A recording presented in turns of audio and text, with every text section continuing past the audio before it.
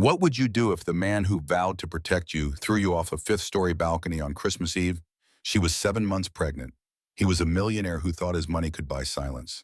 She fell 50 feet through the freezing night, certain she would die. But she landed on one car, the only car that could save her. And it belonged to the billionaire ex who never stopped loving her. What happens next will shock you. Betrayal, revenge, and a courtroom battle that exposed every lie. Stay until the end because the final twist changes everything. Drop a comment telling us where you are listening from. And if you love stories like this, hit subscribe so you never miss one. Let us begin. They say when you fall from a great height, your life flashes before your eyes. But when I fell 5 stories on Christmas Eve, all I saw was my husband's face and the hatred in his eyes as he let go. My name is Meredith Callahan. Though for 3 years the world knew me as Mrs. Preston Whitmore III, I was the woman who had everything. The penthouse in Beacon Hill, the designer wardrobe, the handsome husband from one of Boston's oldest families.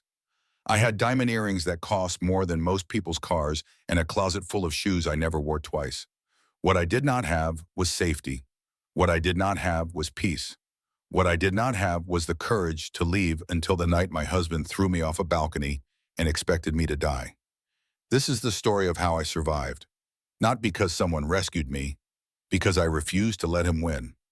The Whitmore Christmas Gala was the social event of the season in Boston. 200 guests filled our penthouse, dressed in velvet and silk, dripping with jewelry that sparkled under the crystal chandeliers. A jazz quartet played softly near the massive Christmas tree. Servers in white gloves carried silver trays of champagne and canapes. Everything looked perfect. Everything always looked perfect in the Whitmore world. I stood near the fireplace, one hand resting on my swollen belly. 7 months pregnant with a daughter I already loved more than my own life. My feet ached in my heels. My back throbbed from standing for hours. But I smiled because that was my job. Smile. Look beautiful. Make Preston look good. I watched my husband across the room, charming a group of investors with that smile that had fooled me once too. He looked every inch the golden boy of Boston society. Tall, handsome, impeccably dressed in a custom tuxedo. No one looking at him would ever guess what he was capable of behind closed doors. My eyes caught movement near the hallway. Delaney Ashford, Preston's mistress, slipped toward the master bedroom. She thought I did not know about her. She thought I was stupid. I was many things, but stupid was not one of them. I excused myself from the guests I was pretending to listen to and followed her. I found her in my bathroom, reapplying her lipstick in my mirror, touching my perfume bottles with her manicured fingers. She looked up when she saw my reflection. Her smile was poison dipped in sugar. "Meredith," she said sweetly, "you look tired. Pregnancy must be so exhausting. What are you doing in my bathroom?" Delaney. She turned to face me, her eyes glittering with malice she no longer tried to hide. "Just freshening up, though I suppose it will be my bathroom soon enough." My heart hammered against my ribs, but I kept my face neutral. Years of survival had taught me that. "Enjoy tonight," she continued. "It is your last Christmas as Mrs. Whitmore. Preston promised me, after the baby comes, you are out." She brushed past me, her perfume lingering like a threat. My hands shook as I reached into my clutch and pressed record on my phone. I had learned to do this months ago. Document everything. Trust no one. A habit from my days as a paralegal, before I gave up my career for a marriage that was slowly killing me. I returned to the party with my phone recording in my coat pocket, capturing every conversation, every whisper, every piece of evidence I might need someday. I never imagined someday would come that very night. By 10 o'clock, the champagne had flowed freely and Preston's cheeks were flushed with alcohol. I saw the signs I had learned to recognize. The tightness in his jaw, the way his eyes followed me with barely concealed irritation. Something had upset him, and when Preston was upset, I paid the price. I stepped onto the balcony for air, needing a moment away from the suffocating performance of happiness. Snow drifted softly through the cold December night. The city glittered below. 5 stories down, I heard the door open behind me. Heavy footsteps. The smell of expensive whiskey and cologne that used to make me feel safe. Preston's voice cut through the cold. "What are you doing out here?" I turned to face him. "Just getting some air." His eyes narrowed. "People are talking. They think something is wrong." "Nothing is wrong," I said carefully. He stepped closer. "Do not lie to me." Meredith, "I saw you follow Delaney upstairs." My blood ran cold, but I held his gaze.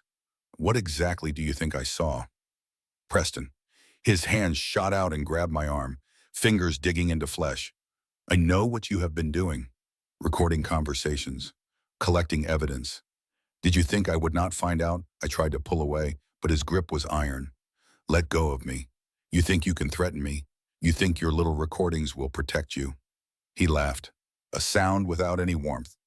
"You are nothing, Meredith. You came from nothing. Without me, you go back to nothing."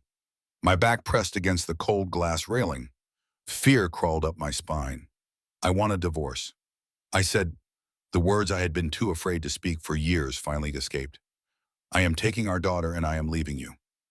Something shifted in his face. The anger transformed into something colder, more calculated. "You are not taking anything," he said quietly. "You are not going anywhere." His hands moved to my shoulders. I saw it in his eyes the moment he made the decision. This was not rage. This was not impulse. This was a man who had decided his problem needed to disappear. "Preston, please, to think about the baby." He shoved me backward, hard. My heels slipped on the icy balcony. My hands reached for something to grab, but found only air. The railing pressed against my lower back for one eternal second. Then I was falling. The scream that tore from my throat echoed off the buildings around us. Snow swirled past my face. The golden lights of the penthouse grew smaller above me. I twisted my body instinctively, desperately, trying to protect my belly, trying to save my daughter even as I fell towards certain death. The last thing I saw before impact was a black car parked directly below. The last thing I thought was that my baby deserved better than this. Then everything went dark. The sound of metal crumpling beneath a human body is something you never forget. It is the sound of physics bending around the impossible. The sound of a life that should have ended choosing to continue. I remember fragments. The cold shock of impact. A car alarm screaming into the night. Voices shouting somewhere far away. And pain. More pain than I knew a body could contain. Then a face appeared above me. Dark hair dusted with snowflakes. Blue eyes wide with horror and recognition. "Meredith."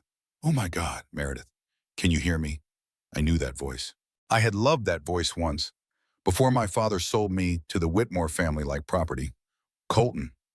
I whispered through blood that tasted like copper and regret. "Do not move. Do not try to move. I am calling 911. Stay with me. Mary. Please stay with me." Colton Mercer. The man I had been forced to leave 5 years ago when my father made a business deal with Preston's family. The self-made billionaire who built a tech empire from nothing while I was trapped in a gilded cage. The man whose car I had just destroyed with my falling body. He was crying. I had never seen Colton cry. Not even when I broke his heart. "What happened?" he kept asking. "What happened to you?" I grabbed his hand with what little strength I had left. I needed him to know. I needed someone to know in case I did not survive. "Preston." I choked out. He pushed me. Preston pushed me. The sirens grew louder. Voices multiplied around us. Someone pressed something against my head where I could feel warmth leaking out. I heard Colton telling the paramedics what I had said. I heard him demanding they save me and the baby. Then the darkness pulled me under again. I woke in an ambulance, strapped to a stretcher, machines beeping frantically around me. A paramedic was talking to someone on the radio, using words like critical and internal bleeding and fetal distress. My hands moved to my stomach. The movement sent agony ripping through my broken ribs. "My baby," I gasped. "Is my baby alive?" The paramedic turned to me with carefully controlled calm. "We are monitoring the heartbeat. It is strong right now. We are doing everything we can." I closed my eyes and prayed to whatever God might be listening. I did not pray for myself. I prayed for the innocent life inside me who had never asked to be caught in her father's violence. 5 stories above, the Whitmore penthouse had erupted into chaos. I would learn later what happened while I fought for my life in that ambulance. Preston had rushed back inside, his performance already prepared. She fell. he told the horrified guests. She slipped on the ice. I tried to catch her, but I could not reach her in time. Guests crowded onto the balcony, looking down at the scene below. Some screamed, some cried, some immediately began recording on their phones.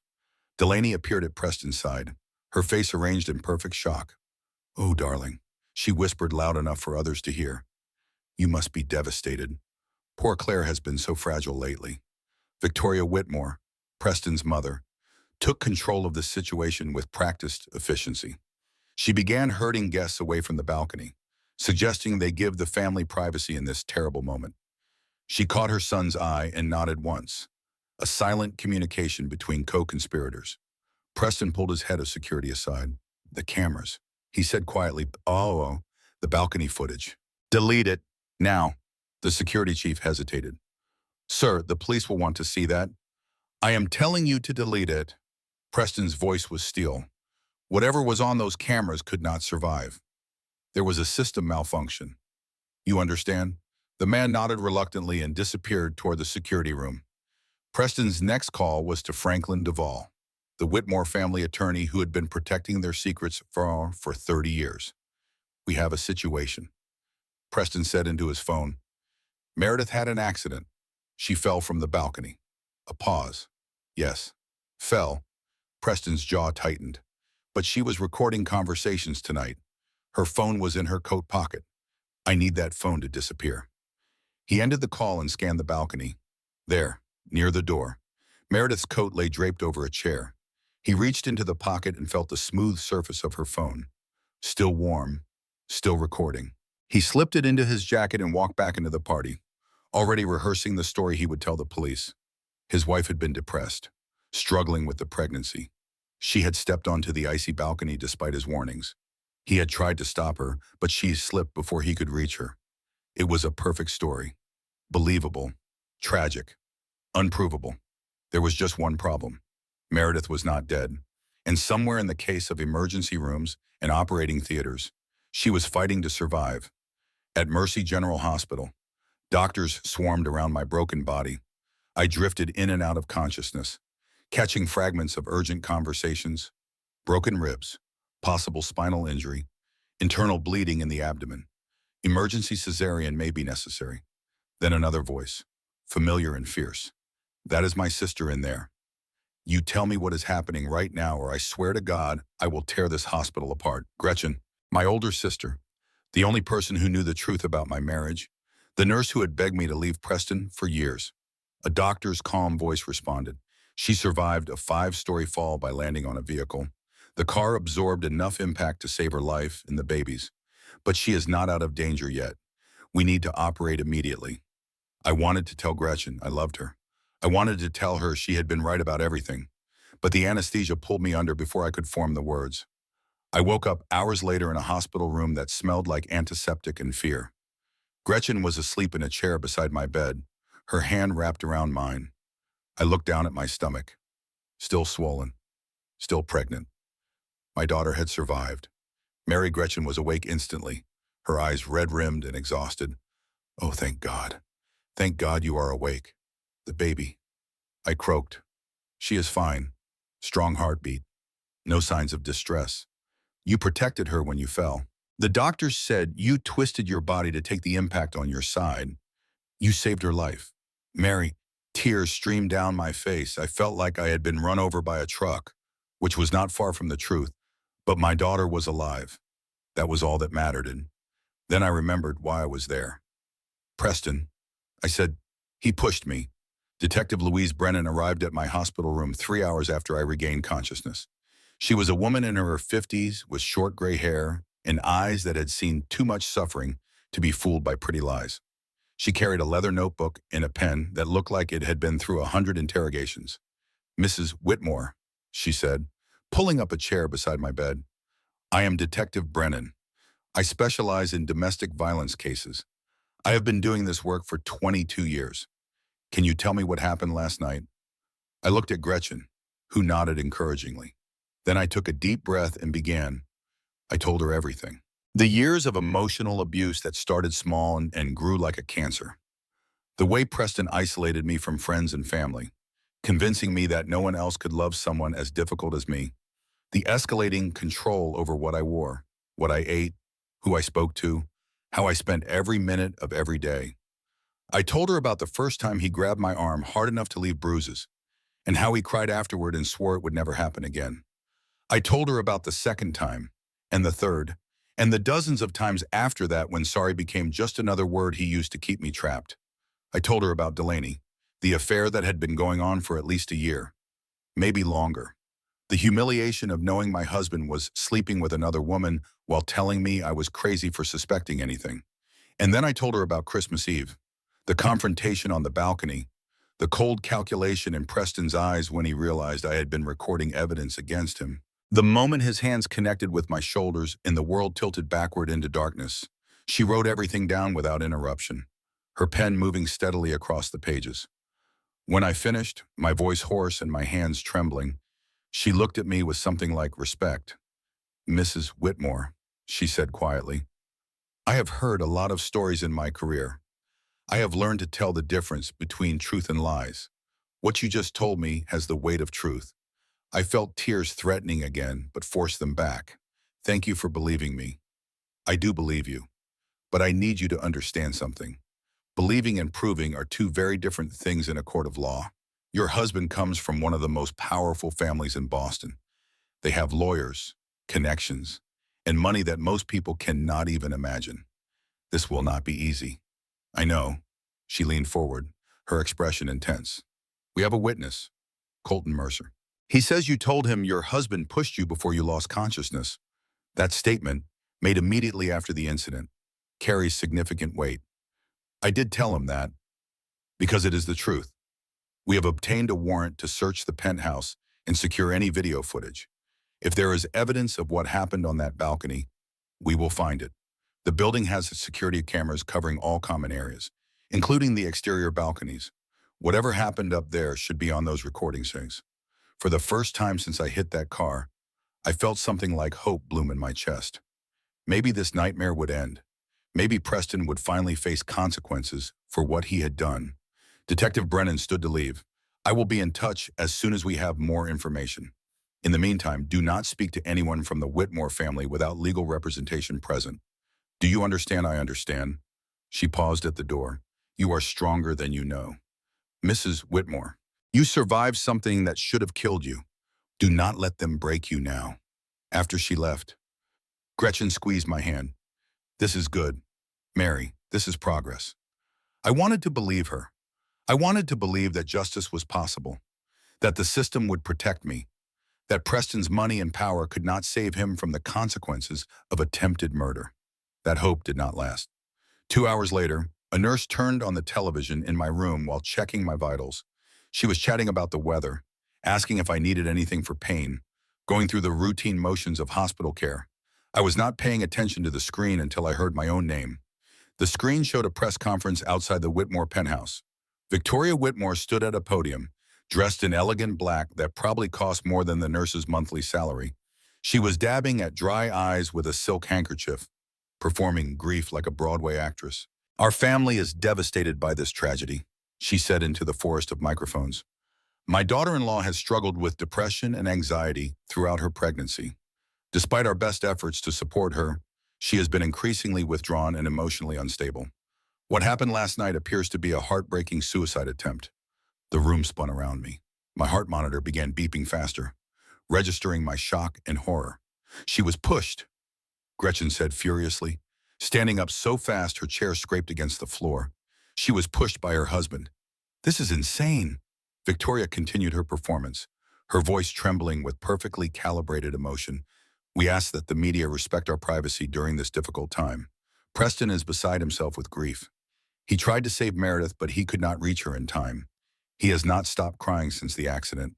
We pray for her recovery and for the health of our grandchild." Questions exploded from the reporters. "Mrs. Whitmore, has your son been questioned by police? Are there any witnesses to what happened? Is it true that Meredith landed on a car belonging to her ex-boyfriend?" Victoria's smile was serene, unshakable. "The police are investigating this as a tragic accident. We are cooperating fully and providing them with everything they need. We have nothing to hide." I stared at the screen as my story was rewritten in real time by people who had not been there, who had not seen the hatred in Preston's eyes, who had not felt his hands on my shoulders as he shoved me toward death. I was no longer a victim of attempted murder. I was a crazy woman who tried to kill herself and her unborn child. Preston was no longer a monster who threw his pregnant wife off a balcony. He was a grieving husband who tried desperately to save his troubled wife. "They are lying," I whispered, my voice cracking. "They are lying about everything." "Of course they are lying," Gretchen snapped, her face flushed with rage. "But the question is whether anyone will believe the truth over their lies. They have money, power, and media connections. What do we have?" I looked down at my bruised arms, my bandaged head, my swollen belly where my daughter was still fighting to survive. "We have the truth," I said. "We have to believe that matters." But even as I said it, I felt doubt creeping in. The Whitmores had been rewriting reality for generations. Why would this time be any different? The answer came faster than I expected, and it was worse than I could have imagined. Detective Brennan returned that afternoon, her expression carefully blank in a way that immediately told me the news would not be good. She sat down heavily in the chair beside my bed, and I noticed she was not carrying her notebook this time. "Mrs. Whitmore, I need to update you on our investigation." She paused, and I knew from the way she avoided my eyes that everything I had hoped for was about to collapse. "The security footage from the balcony and hallway has been corrupted. Our technicians examined the system, and they say it appears to be a malfunction." "A malfunction," I repeated, the word tasting like ash in my mouth. "How convenient." "Yes, I can see from your face that you understand what this means. Additionally, we searched extensively for your phone at the penthouse. It was not recovered anywhere in the residence. Your husband says he never saw it. My phone had contained every recording I had made for the past 6 months. Hundreds of conversations with Preston, arguments where he threatened me, whispered cruelties he thought no one would ever hear. Evidence that would have proven everything I claimed and destroyed every lie his family was telling. It was in my coat pocket," I said, my voice rising with frustration. "On the balcony. I know exactly where I left it. He took it. He must have taken it before the police arrived.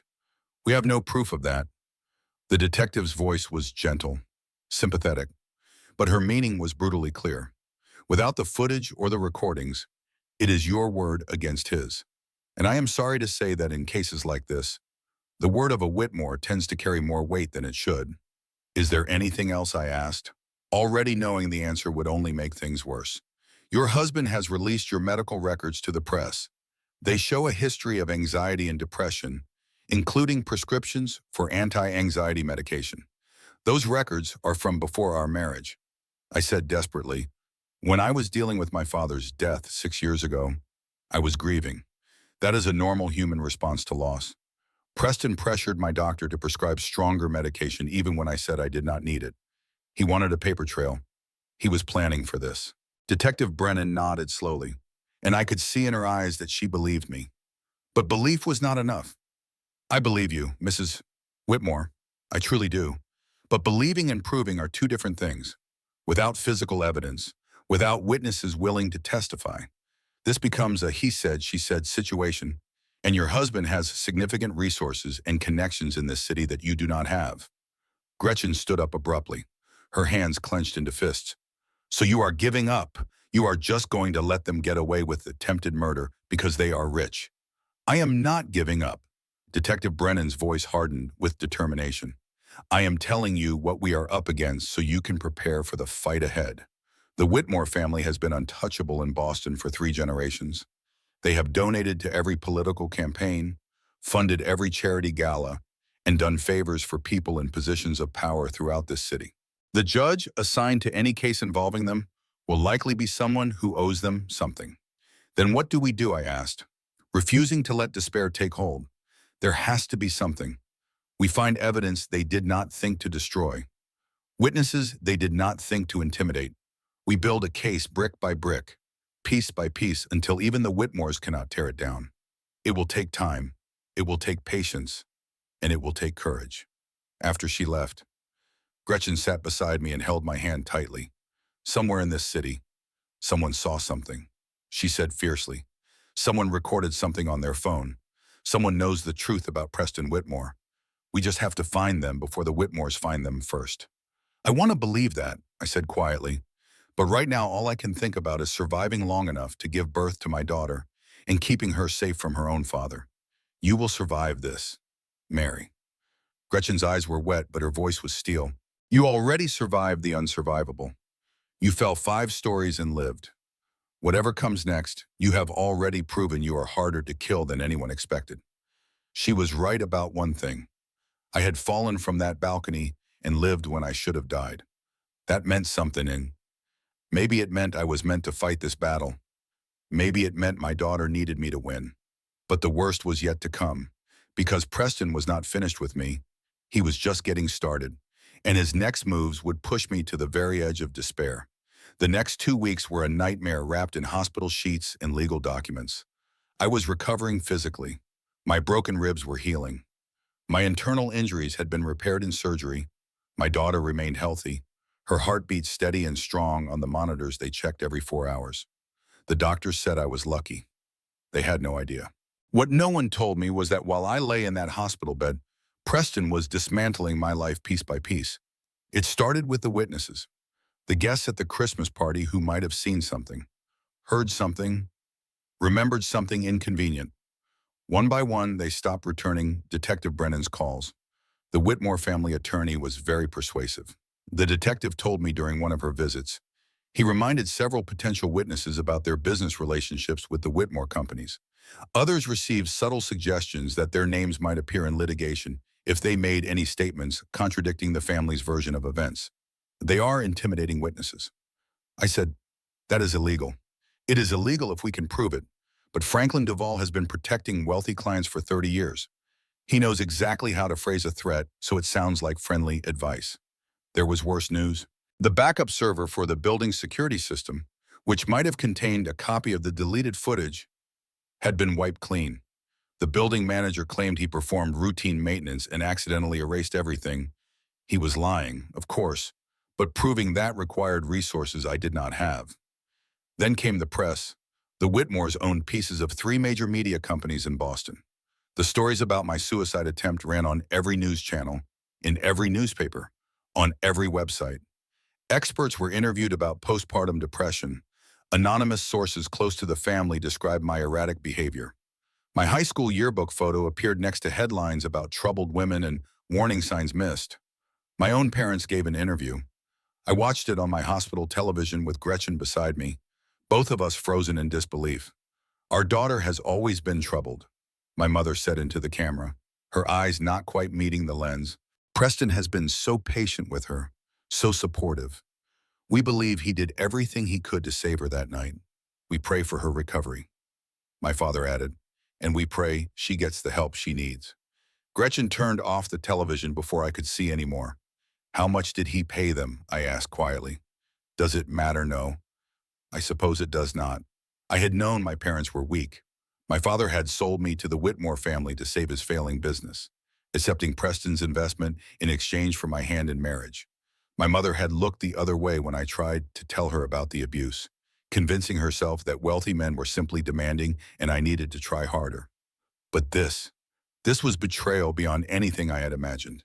They were helping the man who tried to kill me and their unborn grandchild. I turned my face to the wall and let myself cry for the last time. From that moment forward, I decided there would be no more tears, only survival. 3 days later, I was discharged from the hospital into Gretchen's care. We went to her small apartment in Cambridge, as far from Beacon Hill as I could get while still being in the city. I thought I was safe there. I was wrong. The first night, I slept deeply for the first time since the fall. Painkillers dulled my aches and the security of Gretchen's home wrapped around me like a blanket. I woke up to a man standing over my bed. I tried to scream, but a hand clamped over my mouth. The moonlight through the window illuminated nothing but a dark shape and the glint of eyes. Listen carefully, a voice whispered. If you do not drop the case against Mr. Whitmore, next time you will not wake up at all. He released me and was gone before I could move. By the time Gretchen burst through the door, he had vanished into the night like he was never there. The police came. They found no evidence of forced entry, no fingerprints, No sign that anyone had been in the apartment except me and my sister. You probably had a nightmare, the responding officer suggested. Trauma can cause very vivid dreams. It was not a dream, I said. He shrugged, unconvinced. We will file a report, but without any evidence, there is not much we can do. After he left, Gretchen held me while I shook. It was him. I said, Preston sent someone to threaten me. We are getting you out of here, she replied. Tonight, somewhere he cannot find you. Where I asked, where can I possibly go that the Whitmore family cannot reach me? The answer came from the last person I expected. My phone rang at 2 in the morning. The number was unfamiliar, but I answered anyway. Meredith, said a voice I had not heard in 5 years, not since I broke his heart on my father's orders. This is Colton. I heard about the break-in. I need you to listen to me carefully. I can help you, but you have to trust me. Colton Mercer had become a billionaire by solving impossible problems. He built his tech company from nothing, survived hostile takeovers, and turned enemies into allies through sheer force of will. But the problem I brought to him was unlike anything he had faced before. I am not looking for a rescue. I told him the morning after the break-in, sitting in a coffee shop far from anywhere the Whitmores might find me. I need resources. I need help building a case. But I fight my own battles. He nodded, studying me with those blue eyes I remembered from another lifetime. You always did. That is what I loved about you. He paused. What do you need? Everything. A safe place to stay. A legal team that is not afraid of the Whitmore name. Private investigators who can find the evidence the police cannot. Access to information. Connections. Money. Done. He said it simply, like I had asked for a cup of coffee instead of a small fortune in resources. What else I need to stay involved in every decision? I am not a damsel. Colton, I was a paralegal before I married Preston. I know how the legal system works, and I know where to find the cracks in it. He smiled, and for a moment I saw the young man I had fallen in love with before my father's debts changed everything. I am not rescuing you. Mary, I am giving you weapons. You pull the trigger. That afternoon, I moved into a secure property owned by one of Colton's companies. Private security, gated entrance, cameras on every corner. For the first time since Christmas Eve, I could sleep without wondering if I would wake up. But safety came with new dangers. The Whitmore family escalated their attacks.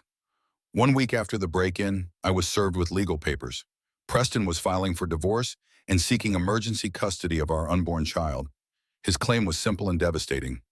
My suicide attempt proved I was mentally unfit to be a mother. I stared at the documents, hands trembling with rage. He tried to kill me. I said to Colton's attorney, a woman named Margaret Foster, who had never lost a case. And now he is using that to take my daughter. That is exactly his strategy, she replied. The Whitmores have used this playbook before. Destroy the victim's credibility, control the narrative, then use their money and connections to ensure the courts rule in their favor. But there is more, she continued, her expression grim. I looked into the family court judge assigned to your custody case. His name is Harold Whitmore. I felt the blood drain from my face. Preston's uncle, yes. He has been on the family court bench for 15 years. He refuses to recuse himself, citing lack of conflict since he and Preston do not interact regularly. Our motion to remove him was denied. How is that even possible?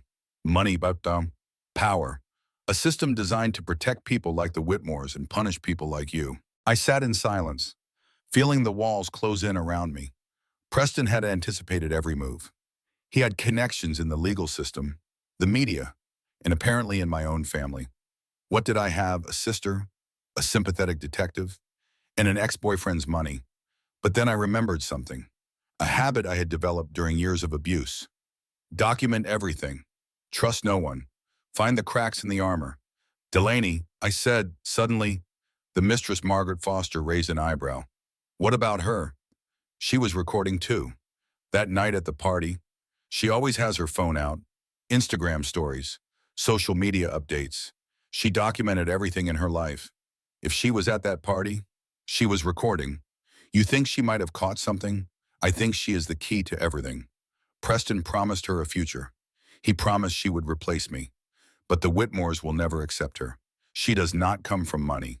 She does not have the right pedigree. Eventually, she will realize that Preston used her the same way he used me. What are you suggesting? I need to talk to her. Woman to woman. Margaret Foster looked at me like I had suggested setting myself on fire. She is hostile to you. She wants to replace you, which is exactly why she will listen when I tell her the truth about what happens to women who become inconvenient to the Whitmore family. It took me 2 days to find an opportunity. Delaney's social media was a goldmine of information. I knew her gym schedule, her favorite brunch spots, her nail salon appointments. I knew everything about her life because she broadcast it to the world. I found her at a boutique in Back Bay, trying on dresses that cost more than most people's monthly rent. She saw me in the mirror and her face went pale, then hard. Get away from me, she hissed. You are supposed to be in a mental institution somewhere. I need 5 minutes. I said, then I will leave and you will never see me again. Why would I listen to anything you have to say? Because Preston is lying to you. And when you are no longer useful to him, he will destroy you the same way he tried to destroy me.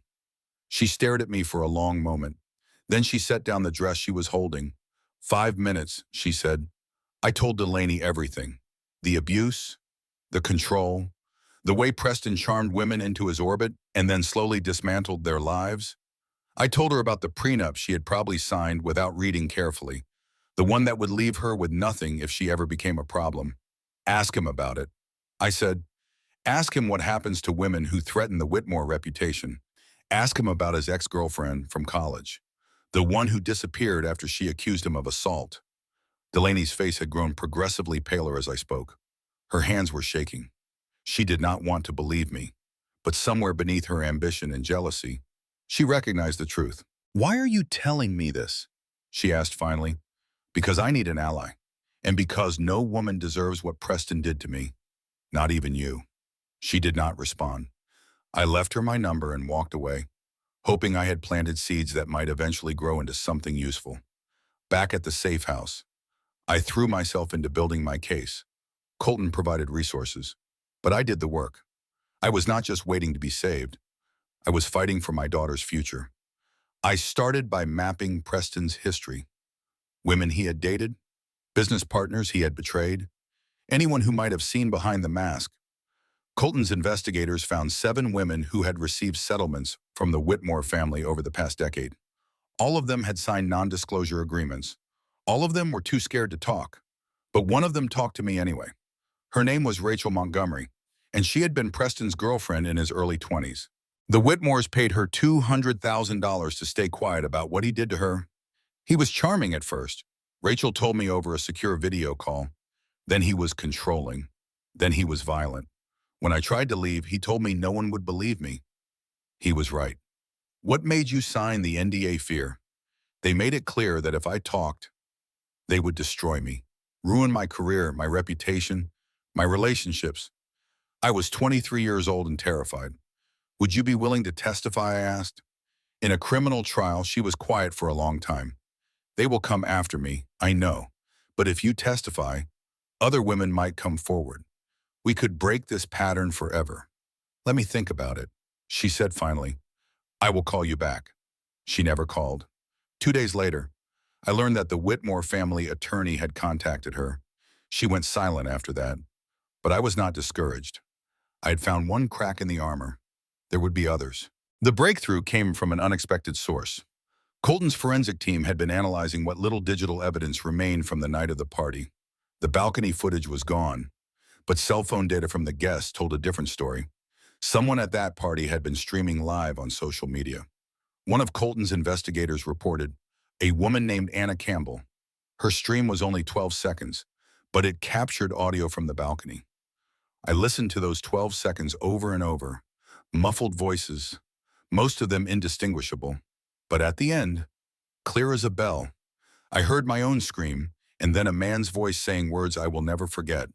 Should have done this months ago. That was Preston's voice. I would recognize it anywhere. And those words proved this was not an accident. It was premeditated. We have him, but I said to Margaret Foster, this proves intent. It proves something. She agreed cautiously. But a defense attorney will argue the audio is unclear, taken out of context, possibly manipulated. We need more. Then we will get more. The next piece came from inside the Whitmore empire itself. Franklin Duval, the family attorney, had been growing increasingly uncomfortable with his role in covering up Preston's crimes. He had children of his own, daughters who were close to my age. The thought of what Preston had done to a pregnant woman was eating him alive. I approached him at his church on a Sunday morning. He was sitting alone in a pew, staring at the altar. "I know you helped destroy the evidence," I said quietly, sliding into the seat beside him. "I know you helped silence the witnesses. I know you have been protecting that family for 30 years. He did not look at me. "If you are wearing a wire, this conversation is over." "No wire, just a question. How do you sleep at night?" He was silent for a long time. Then he said, "I do not. I need your help. Not for me. For the next woman Preston hurts, and the one after that, unless someone stops him, he will keep destroying lives forever. What do you want from me? The truth? Documents? Proof that the evidence was deliberately destroyed? Proof that witnesses were intimidated? Proof that the Whitmore family has been covering up crimes for decades?" He finally looked at me. His eyes were red-rimmed, haunted. "If I help you, they will destroy me. Maybe. Or maybe you will finally be able to look at yourself in the mirror again." I left him my contact information and walked away. I had no way of knowing if he would help. All I could do was keep building, keep fighting, keep refusing to give up. 3 weeks later, Franklin Duval called. The documents Franklin Duval provided were explosive. More than explosive. They were nuclear. I spent 3 hours reading through the files he had delivered to Margaret Foster's office, my hands trembling as page after page revealed the depth of the Whitmore family's corruption. These were not vague accusations or circumstantial evidence. These were internal communications, financial records, and legal memos that exposed decades of criminal cover-ups. The first batch contained emails showing Preston's orders to delete the security footage from Christmas Eve. His exact words were chilling in their casual cruelty. "Make the balcony footage disappear. System malfunction. Handle it tonight before anyone asks questions." The second batch documented payments to witnesses. 17 different people had received money from the Whitmore family over the past 15 years in exchange for their silence about various incidents. The amounts ranged from $50,000 to $500,000, depending on how damaging their testimony might have been. But most damning of all was a memo from Victoria Whitmore to Franklin himself, written just 2 days after my fall. The words burned into my memory as I read them. "Make sure the mental health narrative sticks. Contact her former therapist. Find any documentation of anxiety or depression. If none exists, create context that suggests instability. If Meredith regains credibility or custody, she could destroy this family's reputation forever. We cannot allow that to happen. They planned this," I said to Margaret Foster, staring at the documents spread across the conference table in her office. The morning light streaming through the windows felt harsh and unforgiving. They did not just cover up the push, they planned the entire smear campaign in advance. Within 48 hours of trying to kill me, they were already strategizing how to destroy my credibility. Margaret nodded grimly, but I could see satisfaction in her eyes. "This changes everything. Meredith, with these documents, we can file charges against Preston, Victoria, and potentially several others involved in the cover-up. Obstruction of justice, witness tampering, conspiracy. The list keeps growing." "What about Franklin?" I asked. "He participated in all of this. What happens to him?" "He has agreed to testify in exchange for reduced charges. It is not perfect justice, but his testimony will be crucial in bringing down the entire operation. Sometimes we have to make difficult choices to achieve the greater good." I understood that. I did not like it, but I understood it. We need to move fast. Margaret continued. "Before they realize Franklin has turned and start destroying more evidence or intimidating more witnesses, I am contacting a journalist I trust, someone who cannot be bought or bullied by the Whitmore family." 2 days later, a journalist named Thomas Fletcher published a story that shook Boston to its core. His headline read, "Whitmore Family Cover-Up New Evidence in Christmas Eve Attack." The story was comprehensive, devastating, and meticulously documented. Thomas had spent 30 years building a reputation for fearless, investigative journalism. He had taken down corrupt politicians, exposed corporate fraud, and won multiple awards for his work. The Whitmores had never been able to touch him because he never needed their money or their approval. The article detailed everything: the deleted security footage and the emails proving it was deliberately destroyed, the intimidated witnesses and the payments they received, the fabricated mental health records and the memo from Victoria ordering their creation, the 12-second audio clip and its damning content, the decades-long pattern of violence against women and the systematic silencing of victims. I read the article 3 times, tears streaming down my face. Someone had finally told the truth. Someone had finally believed me loudly enough for the whole world to hear. Within hours, the story had gone viral. Social media exploded with reactions from people I had never met, but who somehow felt connected to my story. Hashtags began trending. News networks picked up the story and ran with it. Commentators debated whether the Whitmores would finally face justice. Women who had been silenced by the family began reaching out, cautiously at first, then with growing courage. Rachel Montgomery, the ex-girlfriend I had spoken with weeks earlier, released a statement confirming that she had been paid to stay quiet about Preston's abuse. 2 other women came forward with similar stories. Then 3 more, then 7. The dam had broken. The truth was flooding out faster than anyone could contain it. The Whitmores tried to fight back. Of course. Victoria called another press conference, her perfectly styled hair and designer suit projecting confidence she no longer had the right to feel. She dismissed the story as lies fabricated by disgruntled former employees and a vengeful ex-wife. She attacked Thomas Fletcher's credibility and threatened legal action against anyone who repeated the allegations. But this time, no one believed her. The evidence was too overwhelming. The pattern was too clear.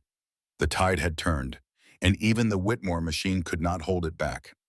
Then Delaney called. "I want to help," she said, her voice small and uncertain. Nothing like the confident woman who had taunted me in my own bathroom on Christmas Eve. "Preston has been lying to me about everything. The prenup, the divorce, his family's plans for me. I was a fool to believe him." "What changed your mind?" I asked, genuinely curious. "His mother came to see me last week. She told me that after the trial, they were going to cut me off completely. Pay me some money to disappear and never contact the family again, like they did with all the others.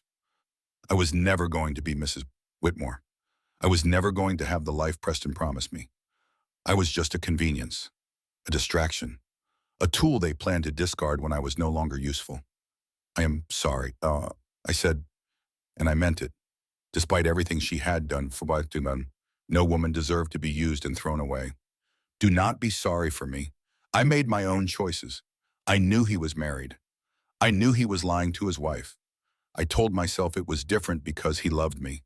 But now I want to make different choices. I want to help you destroy him." Delaney's testimony would be crucial. She had witnessed arguments between Preston and me. She had heard him discuss his plans for the divorce and what would happen to me after the baby was born. She had seen the contempt behind his charming mask, and she had recordings of her own. Insurance policies she had collected in case Preston ever turned on her, just like I had collected mine. Between Delaney's testimony, Franklin's documents, and the audio clip from the party, we finally had enough to file criminal charges. Preston was arrested at his office 3 weeks after Thomas Fletcher's story broke. I watched the footage on television, my heart pounding as I saw him handcuffed and led out of the Whitmore headquarters in front of dozens of cameras and hundreds of employees. His face was a mask of disbelief and fury. He had never imagined his money and power could fail him. He had never imagined a world where consequences applied to people like him. "Welcome to reality," I whispered to the screen. Victoria was arrested the same day, charged with obstruction of justice and witness tampering. The footage of her being escorted from her Beacon Hill mansion was played on every news channel in the country. Her perfectly maintained composure finally cracked as she realized that her empire of lies had collapsed around her. Judge Harold Whitmore quietly resigned from the bench to avoid an ethics investigation that would have ended his career in disgrace anyway. The custody case was transferred to a new judge, Patricia Winters, who had no connections to the Whitmore family and no reason to protect them. Judge Winters granted me temporary full custody of my unborn daughter within a week.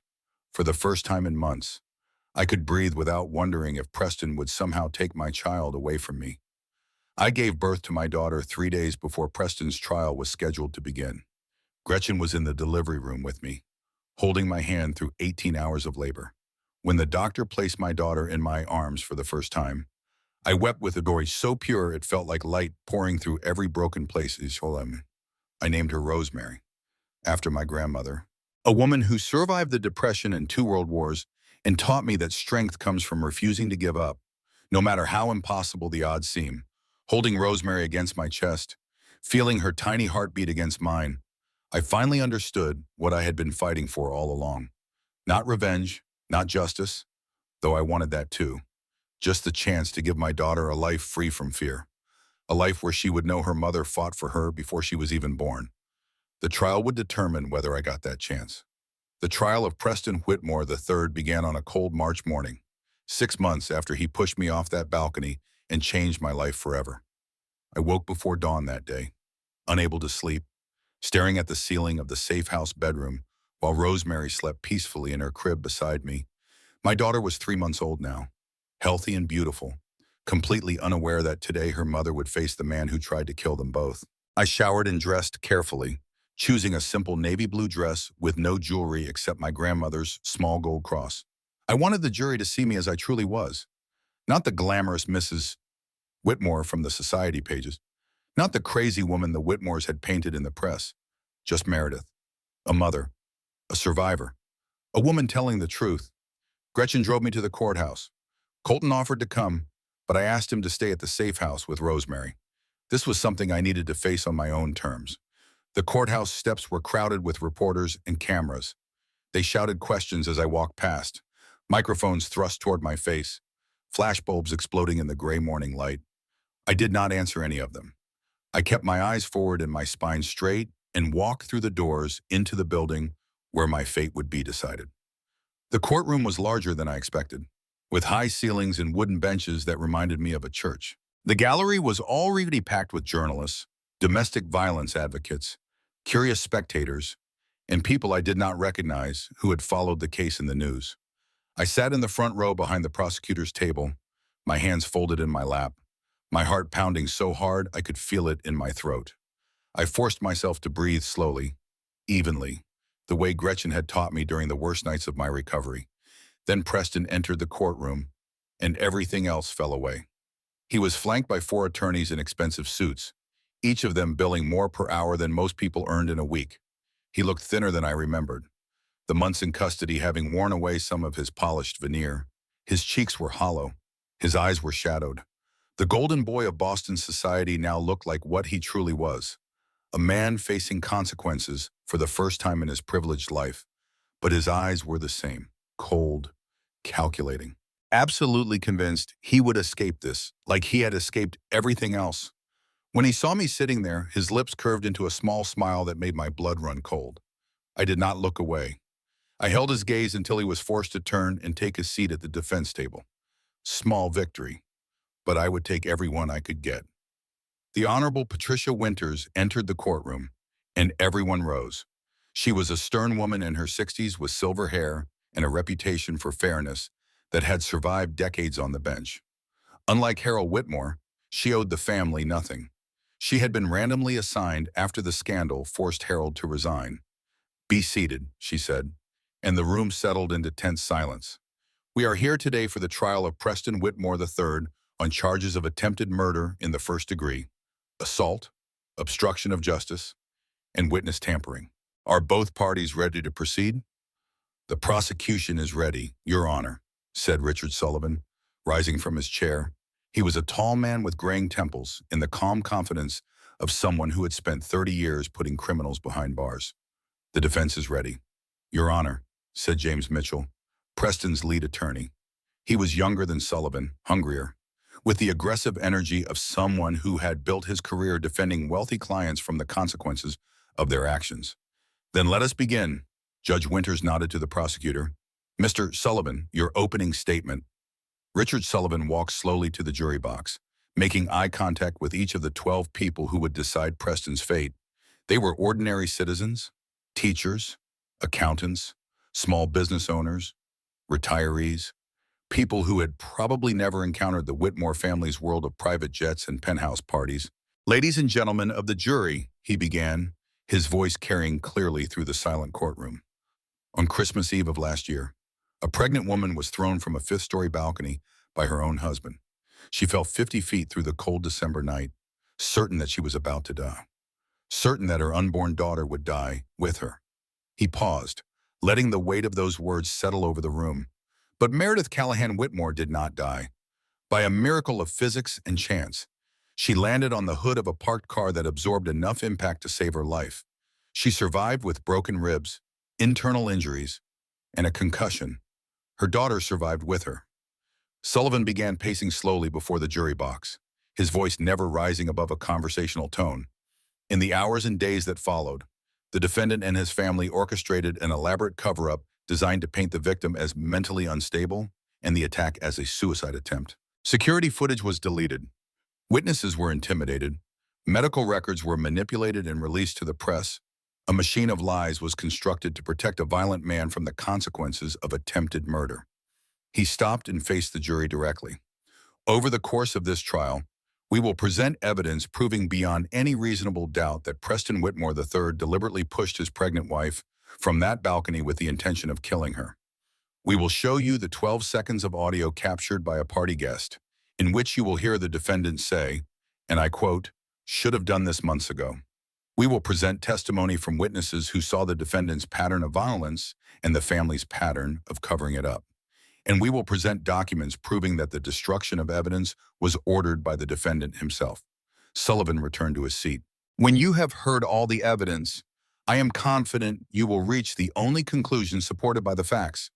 Preston Whitmore III is guilty of attempted murder. He must be held accountable for his crimes. Thank you. Judge Winters nodded. Mr. Mitchell, your opening statement? James Mitchell rose with the confident swagger of a man accustomed to winning. He buttoned his suit jacket and approached the jury with a sympathetic smile. Ladies and gentlemen, what you just heard was a very compelling story. But that is all it is. A story. A narrative constructed by a prosecution team desperate to tear down one of Boston's most respected families based on the word of a troubled woman with a history of mental health issues and a motive to lie. I felt my hands clench in my lap, but kept my expression neutral. Gretchen had warned me this would happen. The defense would try to provoke me, to make me look unstable.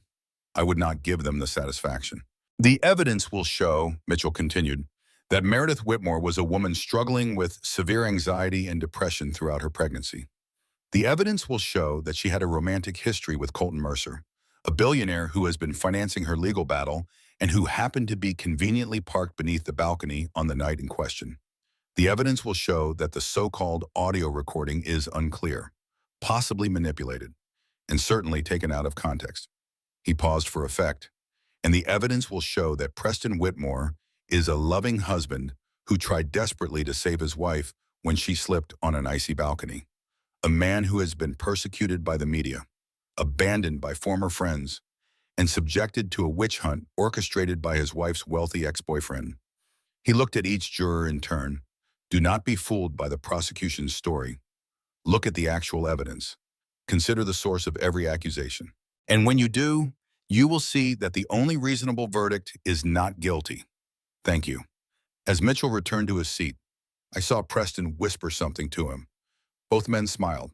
They thought they were going to win. They thought their money and their lawyers and their lies would be enough. I took a slow breath and reminded myself why I was here. For Rosemary. For every woman who had been silenced by men like Preston. For the truth that deserved to be heard. The prosecution called its first witness. I watched as the evidence I had helped gather was presented piece by piece. The 12-second audio clip played through the courtroom speakers, Preston's voice unmistakable, saying those damning words. I saw jurors lean forward, their expressions shifting from neutral to disturbed. Franklin Duvall took the stand and detailed the cover-up he had participated in for decades before his conscience finally broke. He named names, provided dates, described meetings where the Whitmore family discussed how to handle problem women. Several jurors were taking notes furiously. Delaney Ashford testified about Preston's comments in the weeks before Christmas Eve. He told me Meredith was crazy and that no one would believe her. She said, he told me he had handled problems like her before. I did not understand what he meant until I saw the news about her fall. The defense tried to discredit each witness. They attacked Franklin as a disgruntled employee seeking revenge. They painted Delaney as a bitter mistress. They questioned the authenticity of every piece of evidence. but I could see it in the jurors' faces. The truth was landing. The lies were crumbling. The Whitmore machine of deception was breaking down. By the end of the third day in Bushing, the prosecution had presented a devastating case. Documents, recordings, testimony from 7 different witnesses. A timeline of abuse and cover-up that stretched back over a decade. Tomorrow, Richard Sullivan told me during a break, we present our final witness. You. I nodded. I had been preparing for this moment for 6 months. The chance to look Preston in the eyes and tell the truth about what he did to me. I was ready. I had been waiting for this moment for 6 months. The chance to look Preston in the eyes and tell the truth about what he had done to me. I walked to the witness stand with my head high. I did not look at Preston. I looked at the jury. 12 ordinary people who held my future in their hands. The prosecutor started gently, walking me through the early days of my marriage, the charm, the gradual isolation. The first time Preston raised his hand against me and apologized so beautifully that I convinced myself it was my fault. Then he asked about Christmas Eve. I described the party, the confrontation with Delaney, the moment I decided to confront Preston about his affair. I described stepping onto the balcony, the argument, the way his face changed when he realized I had evidence against him. What happened next, the prosecutor asked. He pushed me. I said it simply, without drama. He put his hands on my shoulders and he shoved me backward over the railing. I fell 5 stories. What were you thinking as you fell? I was thinking about my daughter. I was thinking that I needed to protect her even if I was about to die. So I twisted my body to land on my side instead of my stomach. I do not remember anything after that. The courtroom was silent. I saw several jurors wiping their eyes. Then came the cross-examination. James Mitchell approached me with the confident stride of a man who had destroyed witnesses for 30 years. He smiled, but his eyes were predatory. Mrs. Whitmore, is it not true that you have a history of mental health issues? I was treated for anxiety and mild depression after my father's death. I replied calmly, that was 7 years ago.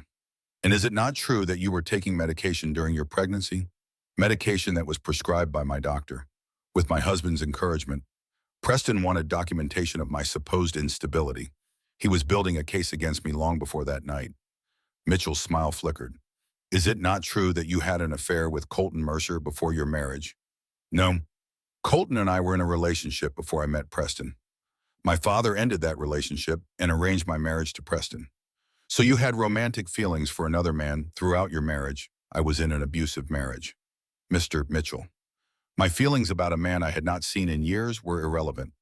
What was relevant was that my husband was hurting me, controlling me, and eventually tried to kill me. He tried again and again to shake my composure, but I had spent 3 years learning to survive Preston's manipulation. His attorney was amateur hour by comparison. Finally, he asked the question I had been waiting for. Mrs. Whitmore, is it not possible that you jumped from that balcony in a moment of emotional instability and that your traumatic memory has convinced you it was a push? I looked at him steadily. No. How can you be certain? Because I twisted my body to protect my daughter as I fell. Because I screamed for help. Because I reached out trying to grab the railing. Does that sound like someone who wanted to die, Mr. Mitchell? Or does that sound like someone who was fighting to survive? He had no answer. He returned to his seat, deflated. The prosecutor rose for redirect. Mrs. Whitmore, what do you want from this trial? I want my daughter to grow up safe. I want other women who have been hurt by powerful men to know that they can fight back. And I want my husband to face consequences for what he did. That is all. I stepped down from the witness stand and walked back to my seat. For the first time, I allowed myself to look at Preston. He looked afraid. The jury deliberated for 7 hours. I waited in a small room near the courtroom, Gretchen by my side, Rosemary sleeping in her carrier. Colton was there too, not hovering, just present, a quiet support I had learned to accept without losing my independence. What happens if they acquit him? Gretchen asked. Then I keep fighting, I replied. Different courts, different strategies. I do not stop until he is held accountable. But I knew the truth, and it would bind him. An acquittal would mean Preston could seek custody again. It would mean the Whitmore family's version of events would be vindicated. It would mean everything I had fought for might be lost. The door opened. A bailiff told us the jury had reached a verdict. We filed back into the courtroom. The gallery was packed with journalists, advocates, and curious spectators.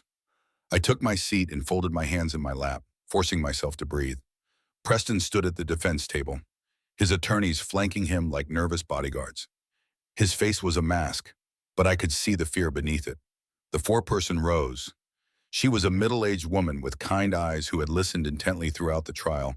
On the charge of attempted murder in the first degree, we, the jury, find the defendant guilty. The courtroom erupted. Journalists rushed for the doors. Someone was crying. Preston's attorneys immediately began conferring about appeals. I sat very still, letting the word wash over me. Guilty. After everything. Guilty. On the charge of assault. Guilty. On the charge of obstruction of justice.